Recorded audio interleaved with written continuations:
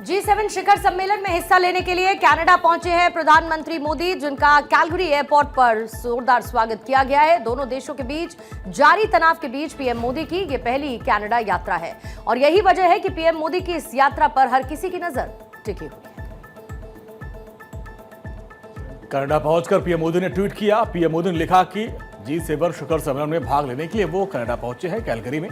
और एक्स पर पोस्ट में पीएम मोदी ने आगे लिखा कि शिखर सम्मेलन में विभिन्न नेताओं से वो मुलाकात करेंगे और महत्वपूर्ण वैश्विक मुद्दों पर अपने विचार साझा करेंगे। पीएम मोदी ने लिखा कि ग्लोबल साउथ की प्राथमिकताओं पर भी वो जोर देंगे। दरअसल इस बार प्रधानमंत्री मोदी को G7 समिट में भाग लेने के लिए कनाडा के प्रधानमंत्री मार्क कार्नी ने आमंत्रित किया है और ये लगातार छठी बार है जब भारत के प्रधानमंत्री के तौर पर नरेंद्र मोदी G7 सम्मेलन का हिस्सा बन रहे हैं, जो कि भारत की वैश्विक कूटनीतिक स्थिति को दर्शाता है। भारत और कनाडा के बीच पिछले कुछ समय से जारी कूटनीतिक तनाव के बीच पीएम मोदी पहली बार कनाडा पहुंचे। तनाव की शुरुआत 2023 में उस वक्त हुई जब कनाडा के गुरुद्वारे के बाहर खालिस्तानी आतंकी हरदीप निज्जर की हत्या कर दी गई। कनाडा की तत्कालीन सरकार ने इस हत्या में भारतीय एजेंट्स के शामिल होने का आरोप लगाया, जिससे दोनों देशों के बीच विवाद गहरा गया था। दोनों देशों ने एक दूसरे के राजनयिकों को भी बाहर किया था। अमेरिकी राष्ट्रपति डोनाल्ड ट्रंप G7 शिखर सम्मेलन को अचानक से ही बीच में छोड़कर अमेरिका लौट आए और इसी बीच G7 शिखर सम्मेलन को छोड़ने से पहले अमेरिकी राष्ट्रपति ने इजरायल का समर्थन करते हुए कहा कि ईरान इजरायल के खिलाफ कभी भी जंग जीत नहीं पाएगा। इजरायल और ईरान के बीच चले तनाव की वजह से G7 शिखर सम्मेलन बाधित हुआ है। इजरायल और ईरान का युद्ध इस वक्त खतरनाक मोड़ पर आ गया है और जिस तरीके से दोनों देश एक दूसरे पर हमला बोल रहे हैं उससे दुनिया डरी हुई है। इजरायल ने 4 दिन पहले ही ईरान पर हमला बोलना शुरू किया और इस हमले में इजरायल ने ईरान के सैन्य ठिकानों और न्यूक्लियर साइट्स पर हमला बोला। वहीं इसी बीच अमेरिकी राष्ट्रपति डोनाल्ड ट्रंप ने ईरान को चेतावनी दी। ट्रंप की तरफ से कहा गया कि तेहरान को अपने परमाणु संयंत्रों पर लगाम लगाने की जरूरत है और इससे पहले कि बहुत ज्यादा देर हो जाए। ट्रंप इस बीच फ्रांस के राष्ट्रपति इमैनुअल मैक्रों के एक स्टेटमेंट पर नाराज दिखाई दिए। दरअसल मैक्रों ने दावा किया था कि ट्रंप कनाडा में G7 शिखर सम्मेलन जल्दी छोड़कर इसलिए गए क्योंकि वो इजराइल ईरान संघर्ष विराम पर काम कर रहे हैं। ट्रंप ने मैक्रों के दावे को सिरे से खारिज किया। कहा मैक्रों पब्लिसिटी की भूखे हैं, उन्हें नहीं पता कि वो क्यों वॉशिंगटन जा रहे हैं। ट्रंप ने कहा कि उनके अमेरिका लौटना जो है युद्ध विराम से इसका कोई लेना देना नहीं। राजधानी दिल्ली में आज 33 आयुष्मान आरोग्य मंदिरों का शुभारंभ किया गया। मुख्यमंत्री रेखा गुप्ता और दिल्ली सरकार के मंत्रियों ने अलग अलग जगहों पर आयुष्मान आरोग्य मंदिर का शुभारंभ किया है। आयुष्मान मिशन के तहत दिल्ली में 2406 करोड़ की लागत से 1139 आयुष्मान आरोग्य मंदिर बनाने का काम शुरू किया गया है। इसी क्रम में दिल्ली सरकार, नगर निगम और दिल्ली नगर पालिका परिषद यानी NDMC के 33 डिस्पेंसरियों को आयुष्मान आरोग्य मंदिर में विकसित किया गया है। 33 आयुष्मान आरोग्य मंदिरों का शुभारंभ वैसे तो 14 जून को होना था, लेकिन अहमदाबाद में हुए विमान हादसे की वजह से इसे टाल दिया गया। इन केंद्रों पर ब्लड टेस्ट, मातृत्व देखभाल और बच्चों के टीकाकरण जैसी जो जरूरी सुविधाएं हैं वो उपलब्ध रहेंगी। इससे लोगों को एक ही स्थान पर कई स्वास्थ्य सेवाएं मिलेंगी, जिसके चलते लोगों में खुशी है। मरीजों से बात कर लेते हैं जो यहाँ पर पहुँचे हैं कि स्वास्थ्य सुविधाओं में कुछ बढ़ोतरी दिख रही है। दवा लेकर के निकले हैं, कुछ बेहतर यहाँ पर स्थिति नजर आई। बहुत बढ़िया, बहुत बढ़िया। हाँ। बहुत बढ़िया है। अच्छा, ये ऑनलाइन आपने निकाला?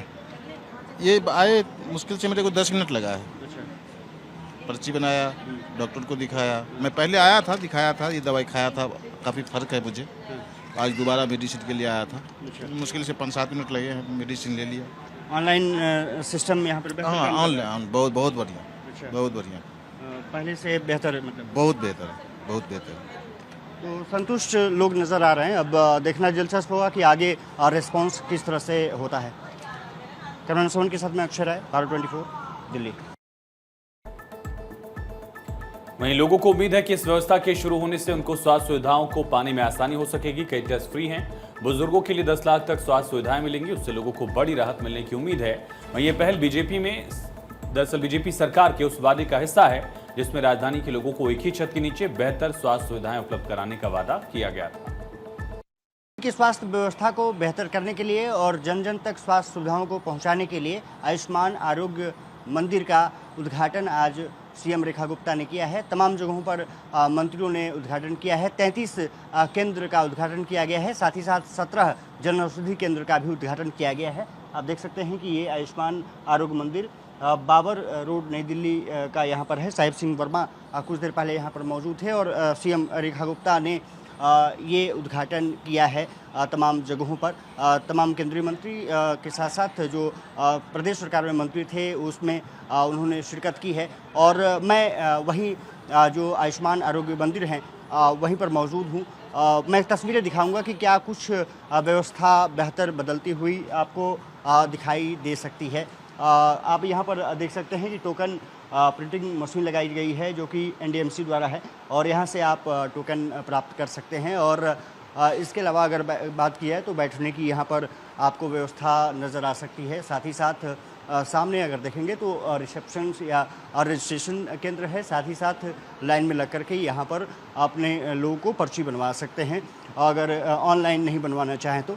साथ ही साथ अगर यहाँ की व्यवस्था की बात करें तो डॉक्टर्स आपके पास हमेशा टोकन के हिसाब से आपको चेक करते हुए नज़र आ सकते हैं। हालांकि यहाँ के जो डॉक्टर्स हैं अभी बात नहीं कर रहे हैं, लेकिन तमाम सुविधाएं देने की कोशिश के रूप में इस केंद्र को देखा जा रहा है।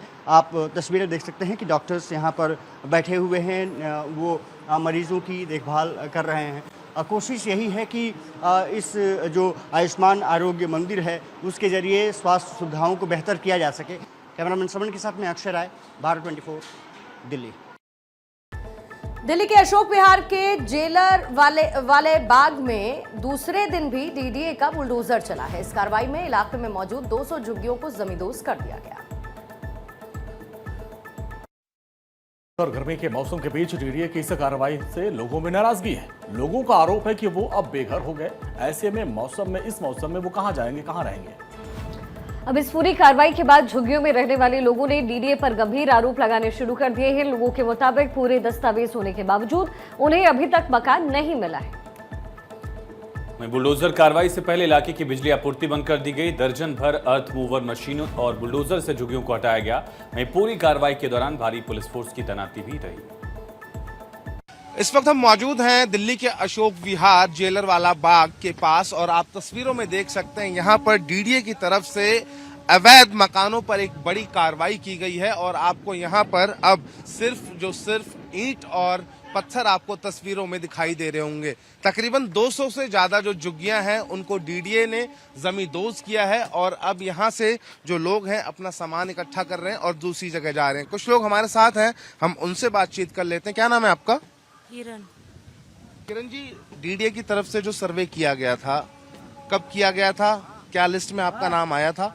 हाँ आया था, 2019 में करा गया था। अच्छा, हाँ। आपको फ्लैट मिला है? नहीं, हमें नहीं मिला।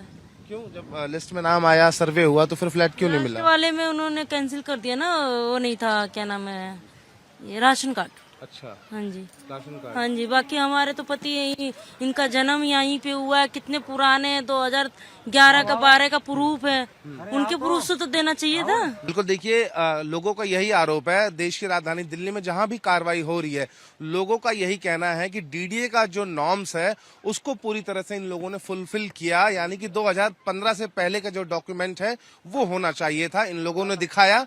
बावजूद उसके डीडीए ने कार्रवाई करी है हर जगह, और हर जगह इसी तरीके से जो बुलडोजर है वो चलता हुआ दिखाई दे रहा है। वीडियो जर्नलिस्ट विपिन के साथ महेंद्र यादव, भारत 24, दिल्ली।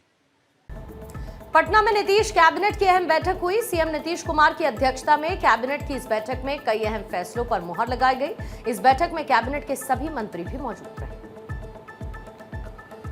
पुराना सचिवालय में बैठक हुई है। कैबिनेट की मीटिंग में कुल 20 एजेंडों पर मुहर लगी। मीटिंग में तय किया गया कि मधुबनी, वीरपुर, मुंगेर, वाल्मीकि नगर, मुजफ्फरपुर और सहरसा में छोटे हवाई अड्डों का निर्माण कराया जाएगा। उड़ान योजना के तहत छोटे हवाई अड्डे के रूप में इन्हें विकसित करने के लिए भारतीय विमानन प्राधिकरण और बिहार सरकार के बीच समझौता हुआ है। कैबिनेट की बैठक में हर हवाई अड्डे के लिए तकरीबन 150 करोड़ रुपए की स्वीकृति हुई। सरकार का मानना है कि इस निर्माण से छोटे शहर और पिछड़े इलाकों को हवाई नेटवर्क से जोड़ने में मदद मिलेगी। इससे न केवल आम लोगों की यात्रा आसान होगी, बल्कि पर्यटन, निवेश और क्षेत्रीय आर्थिक गतिविधियों को भी बढ़ावा मिलेगा। छोटे हवाई अड्डे निर्माण के संबंध में राज्य सरकार ने एयरपोर्ट अथॉरिटी ऑफ इंडिया के साथ MOU साइन करने की स्वीकृति दी है। ये छोटे एयरपोर्ट हैं, Madhubani airport, Birpur airport, Munger airport, Valmiki Nagar airport, Muzaffarpur airport और सहरसा एयरपोर्ट। ये 6 के 6 एयरपोर्ट उड़ान योजना के अंतर्गत आच्छादित है और इसके अंतर्गत अब एयरपोर्ट अथॉरिटी के साथ राज्य सरकार MOU साइन करेगी। इस संबंध में यह भी बताना चाहूँगा कि जो प्रारंभिक आवंटन है 25 करोड़ हर एयरपोर्ट के लिए, कुल मिला के 150 करोड़ जो है वह इस एयरपोर्ट के लिए प्राप्त हो गया है। तो वहीं दलहन और तिलहन के न्यूनतम समर्थन मूल्य MSP पर भी बैठक में सहमति बनी। पटना में होटल पाटलिपुत्र अशोक के स्थान पर 5 स्टार होटल के निर्माण को मंजूरी दी गई।